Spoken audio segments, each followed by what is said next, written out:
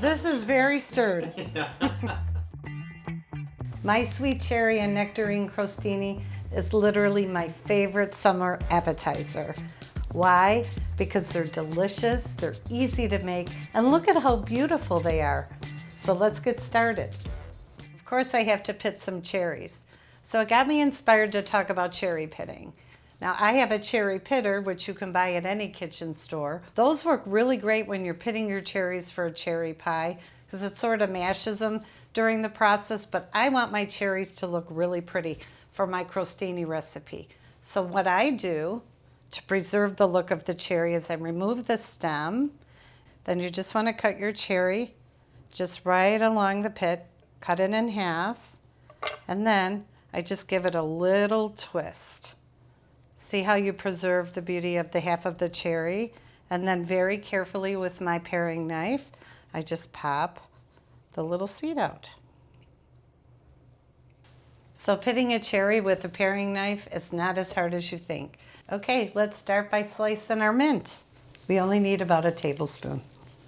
It's easier to slice the mint when you stack the leaves one on top of the other. There we go, a tablespoon. 1 cup of halved pitted cherries, and I'm using Bing cherries, but you can use Rainier cherries because they're both sweet. Teaspoon of olive oil, half a teaspoon of vanilla extract. Today I'm using my cognac barrel-aged vanilla. You can purchase that on my website.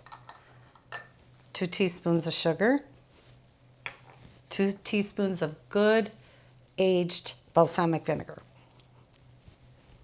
Let's give that a good stir.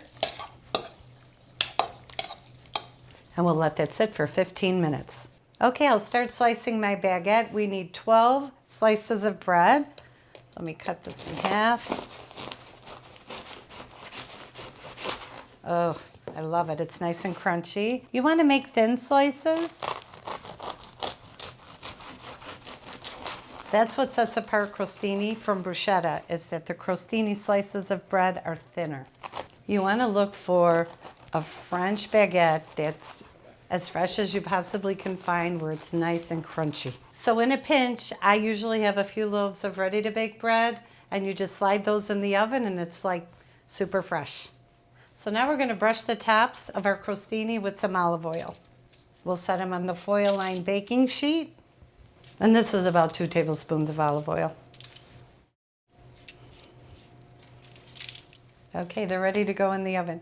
These will just take a few minutes to brown. Whenever you have your oven on broil, do not walk away. You want to stand by the oven because the browning happens much quicker than you think. Let's slide them in the oven.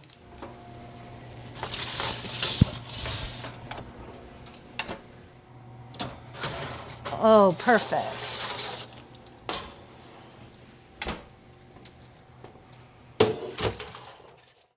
So while the bread slices are cooling, I'm going to get started slicing the nectarines.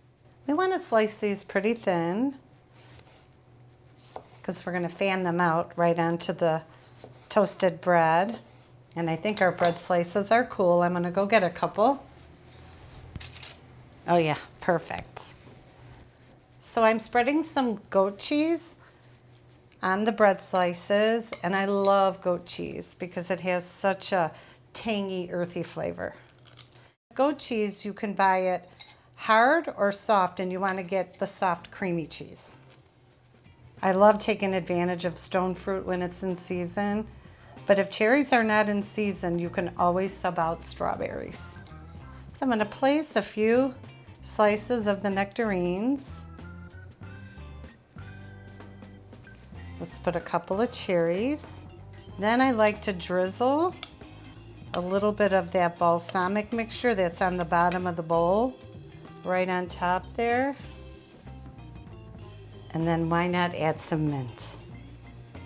I have a little piece of mint in there. Oh, these look almost too good to eat. And there we go. They're beautiful, delicious, and healthy too.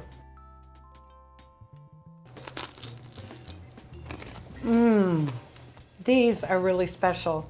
You get all the textures. You get the crispiness of the crostini, the sweetness of the fruit, the tangy, earthy flavor of the goat cheese, and the mint. just sets it off perfectly. These are delicious. Thank you for watching, and for more recipes, check out my website, marydisomma.com.